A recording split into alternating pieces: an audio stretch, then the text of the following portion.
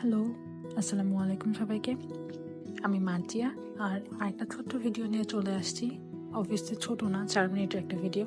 যা হোক, মাত্র ঘুম থেকে উঠছি, এখন বাজে 3টা। So it's a very good afternoon. রাত্রে শুতে অনেক দেরি হয়ে গেছে, প্লাস আমি একটু অসুস্থ, এই জন্য ঘুম থেকে উঠতে অনেক দেরি হয়ে গেছে।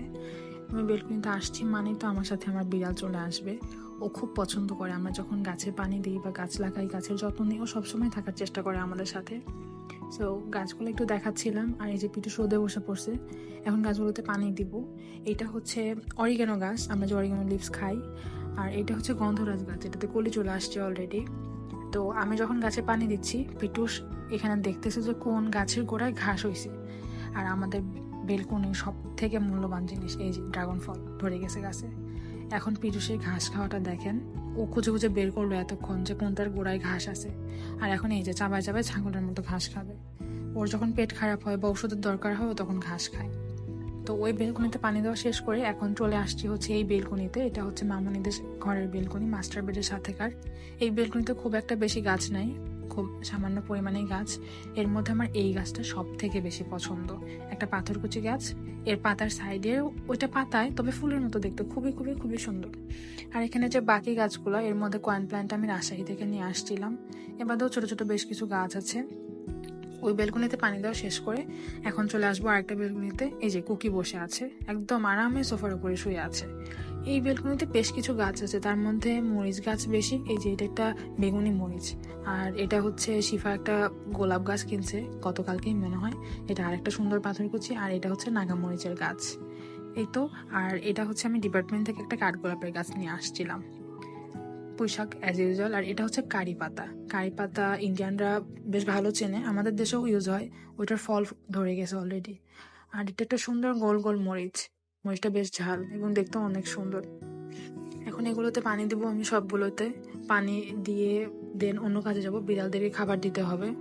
আমি একটু একটু করে অন্য গাছগুলো দেখিয়ে দিচ্ছিলাম। আমার সব থেকে পছন্দের গাছ হলো এই যে এই গাছটা, পাতার মাঝখানে কি সুন্দর সুন্দর ডিজাইন করা।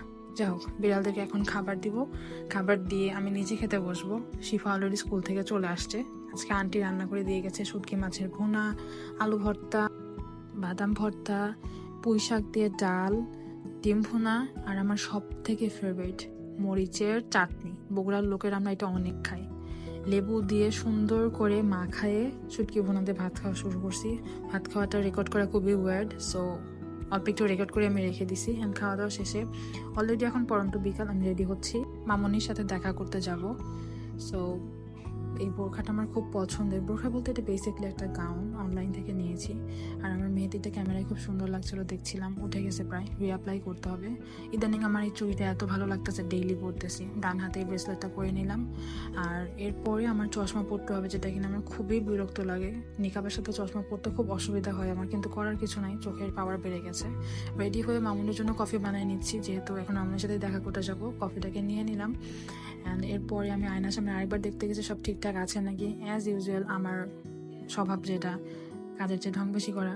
সো নিজেকে বারবার দেখতেছি সব ঠিক আছে নাকি, ভালো লাগতেছে নাকি, কেমন লাগছে। এই যা করতে করতে পকেটে হাত ঢোকায় দেখে এই যে বেল্ট বের হয়েছে। এর সাথে একটা বেল্ট আছে। সো আমি যেহেতু বেল্ট পরি না, এটাকে গলায় ঝুলাই দিছি, মানে জাস্ট আমি যেরকম করি বরাবর আমার লুকের সাথে এক্সপেরিমেন্ট করি। এই যে এইখানে বেল্টের জন্য একটা হোল ছিল। তো আমি বোরখার সাথে সাধারণত বেল্ট পরি না। রেডি হয়ে বের হয়ে গেলাম এখন। আর এই চাবির রিংটা বেসিকলি আমার ছোট বোনের, লিফটের জন্য ওয়েট করতে করতে এটা দেখাই দিই। কি সুন্দর না, অনেক সুন্দর এটা। সো এই তো, আজকের মতো টাটা।